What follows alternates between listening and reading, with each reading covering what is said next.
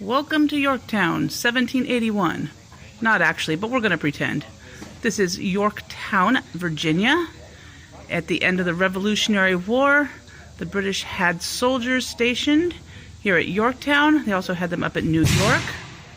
The Americans had planned on attacking at New York. The French were going to come, but the French were unable to have their ships stationed there, so they came down to Yorktown. You can see the bridge over there, right behind. That would be the harbor where the British and the French troops fought it out. Here, like a lot of places, almost every war is fought, at least in this area, on a farm. As you can see, there's a number of trees around. Obviously, it's going to be hard to fight through trees, especially if you're a open warfare, and you're going to want to have a place that has already been cleared.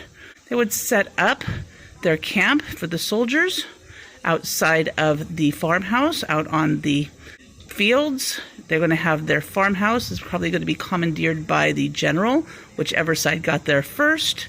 You're going to have their fruits in their farm. You're going to have their vegetables, their cows, their chickens. You're going to have the food that they had there. You're pretty much going to take over. So you heard in the background the shots as I was just talking. This gentleman is, I'm assuming, a historian? No, I'm just a college student. College student. What are you studying? I'm studying government. Well, it's close enough to historian. All right, can you tell us what you got here? Sure. This right here is a smoothbore flintlock musket. And it has that name for a very particular reason. It's because it is smooth-bored, which means on the inside it is smooth. Now that's compared with a rifle, which has what's called rifling on the inside. It's the nice tight spiral. It spins the ball. It makes it go further, faster, and more accurate. This, though, this is a musket. This is not further, faster, nor more accurate. So what they're doing with this inaccurate weapon, they're doing what's called linear tactics, where they have everyone staying shoulder to shoulder next to each other, shooting all the other people staying shoulder to shoulder next to each other. I'll get more into that in just a second. The other part of this name is a flintlock musket. That's because it fires with this flintlock mechanism right here. There's a little piece of flint and a little piece of steel. So when I pull the trigger, you can see the flint hits the steel, it creates a lot of sparks. Now, hopefully those sparks land in this little pan right here, where I've hopefully placed just the right amount of gunpowder. And hopefully that gunpowder ignites, hopefully burning through a little tiny hole right down there at the bottom. It's just 1 to 2 millimeters. Now, hopefully it burns that little tiny hole, hopefully setting off the main charge of gunpowder, hopefully burning through the paper that might be trapped on the inside, hopefully setting off the main charge, hopefully sending now a bullet that way, and hopefully hitting something. There's a lot of hoping that goes into firing one of these things, right? There it is. Probably wouldn't always go off, and that is another reason why they're using those linear tactics. Because again, if there's just one of me on the battlefield with this inaccurate weapon that doesn't always go off, there's a chance that it won't go off, and therefore 0% of the muskets that go off, and even if it does go off, there's a chance it won't hit anyone. But if there's 100 of me shooting at 100 of them, maybe about 9 or 10 of our muskets don't go off, still about 90% that do, and the chance that someone hits something is a lot better.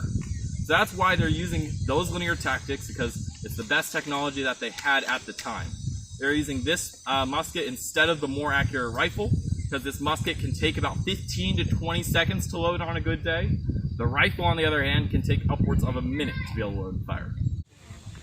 General von Steuben, remember that German guy who got kicked out of the German army for his preferences of lifestyle? He was the one that George Washington hired because he knew how to drill, he knew how to set up camps. He is the one that designed how a camp should be set up. You have the tents, which you've seen. You have the fire pit that they all ate around. All of the supplies were put in one section to make sure that they were easily accessed.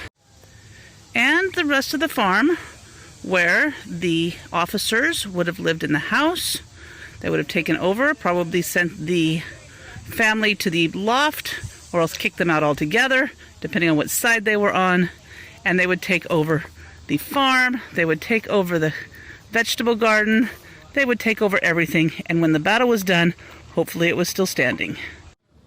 This is the largest tent in the camp. This would have been the one where the officers would have stayed, where they would have met, made their plans. Back in 1781, Yorktown was a city, just like any other colonial city. Obviously, if you were a loyalist, You had no problem when the British came. The British came and took over the town. If you were a colonial soldier, colonial gentleman who was fighting in the war, obviously you had taken off and were out fighting with your troops. If you were a woman and your husband was off at war and you lived in Yorktown, you obviously couldn't move anywhere else. So the soldiers would have come in and taken over and lived in your house, and you probably would have moved up, just like they did in the farmhouses when the generals came in, and this would have been a British town at the time. This is Yorktown Harbor, where the French kept the British from being able to come to Yorktown. Yorktown is right behind me. You can see the Atlantic Ocean where the French would have come. The British were unable to get reinforcements to supply Cornwallis at Yorktown, where he is waiting right behind me. You have the French and the British are fighting in the middle of the harbor here, one on one side, one on the other, shooting each other with cannonballs. Very dramatic.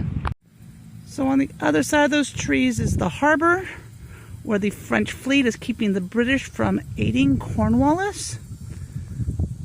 The Americans and the French got together. Right here, the French took the British troops on the left side. The Americans took the British troops on the right side. They were able to overcome them, and they came up and were able to surround Cornwallis, which left nothing for him to do but surrender, which was the end of the American War for Independence and the beginning of the United States of America.